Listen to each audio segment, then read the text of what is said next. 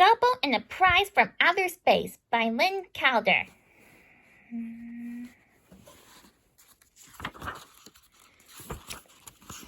Here's my chance, thought Gobo Fraggle, peeking into Doc's workshop. The hairy beast is asleep. Gobo stared at Doc's wastebasket, where he hoped to find a postcard from his uncle traveling Matt. He loved reading about his uncle's adventures with the silly creatures in outer space. Gobo took a deep breath and dashed inside. Woof, woof, barked the beast, leaping up. Gobo froze in his tracks. Would he be able to reach the basket, or would the hairy beast get him this time? Brave adventurer that he was, Gobo raced to the basket, grabbed the card, and ran. Gobo didn't stop running until he was halfway back to the Great Hall. He was still out of breath when he found his best friends, Wembley, Boober, Moki, and Red, by the pool. I have a card from my Uncle Matt, panted Gobo, waving it proudly. And did I have a hard time getting this one? Gobo began to read the card to his friends. Dear resident, you have been chosen by Captain Corn's Prize headquarters to enter our giant sweepstakes. Gobo, I hate to interrupt, said Moki, but I don't believe anyone here is named resident. Gobo looked at the card and groaned. I must have grabbed the wrong one. Why don't you read it anyway, said Red.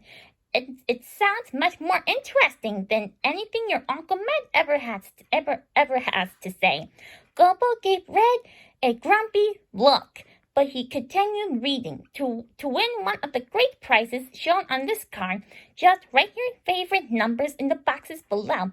Put the gold star next to the prize of your choice. Then fill in your name and return the card today. Wow, Gobo said. We just fill in some numbers and we win a prize. It must be some kind of outer space magic. Now we're talking, said Red. I love magic and I love prizes. Let's see, there are five of us, so put number 5 in the box for me.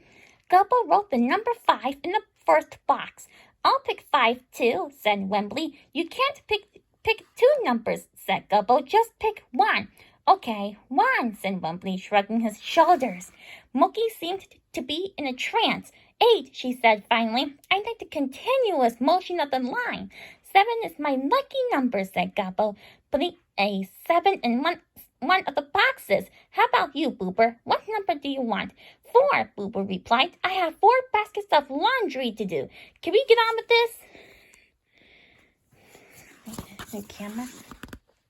Gobo read the list of prizes. The first prize is $1 million. That sure is a lot of dollars, said Wembley. What are dollars?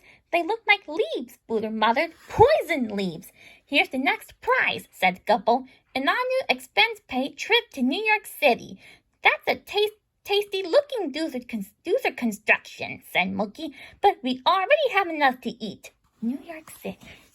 Have enough to eat. Look at this prize, said Gobo, and 10-speed Hosa bicycle. My Uncle Matt wrote to me about bicycles. You can ride around really fast and carry lots of things in a basket. Sounds like fun, said Red. Let's put our stars there. They all agreed. Then with Wembley at his side in case of trouble, Gobo returned the card to Doc's workshop. When Gobo and Wembley got back, they found their friends talking about how they would use the prize if they won. All righted to the Gorg's garden to collect radishes, Moki said. Just think how much laundry I'll be able to carry, sighed Boober. Of course, I'll probably fall off and break both my legs. And think how far I can go exploring, said Gobo. I'll go with you, Wembley said. Hold everything, shouted Red. By the time I get to write the thing, it will be all worn out. I'm writing first. That started the fight. No, you're not, Gobo yelled. Who risks his life getting the card? I'm writing first. Who risks her life every day in the Gorg's garden? Asked Moki. I'm the one who really needs the prize. What about your laundry? Boober said angrily. Well, Wembley spluttered. What about me? The shouting went on for an hour. It finally ended in angry silence. The Fraggle friends were determined never to speak to each other again. To calm down, Monkey tried writing a poem while Red cooled off with a triple twist dive.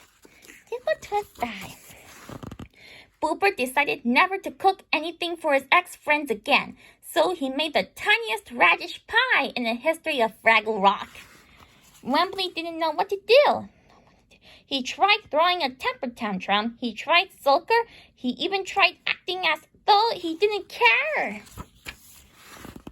As the days went by, Gobo did some serious thinking. It wasn't like Fraggles to stay angry so long. After all, they were good friends, and good friends work things out. Gobo decided that he got an idea. It wasn't easy, but he convinced his 4 friends to come to a meeting at the Great Hall. I got the solution, he told them. If we win the bicycle, we'll pick loser sticks to see who rides first.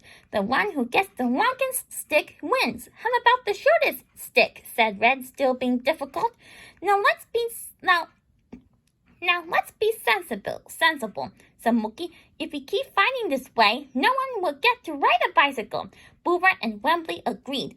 Okay, said Red. Let's go and see if we won. Gobo slipped into Doc's workshop while the others waited in the tunnel. He was back in a instant, laughing so hard that his sides hurt. What hurt? What are you laughing about? Asked Boober. Gobo pointed to outer space. Inside the workshop was their prize, a shiny new yellow bicycle, but it looked big enough for a gourd. It would never fit through the hole in the wall. Gobo's friends burst out laughing. All their fighting had been for nothing. Who needs a bicycle anyway? Said Wembley. That's right, said Red. In fact, I say we have a who needs a bicycle party. Let's one in the pool. It's a soggy radish. That's right. In fact, I say... While the others raced back, Gobo stayed behind. He was listening to an argument in Doc's workshop. My good friend, a deep voice boomed. I know you want to visit the spaniel down the road, but you can't ride the bicycle first. I needed to get my new rain-making machine over to the weather station. Gobo turned away. They're sure acting like silly creatures, he thought. But if they really are good friends, they'll work it out. Good friends always do. Argument.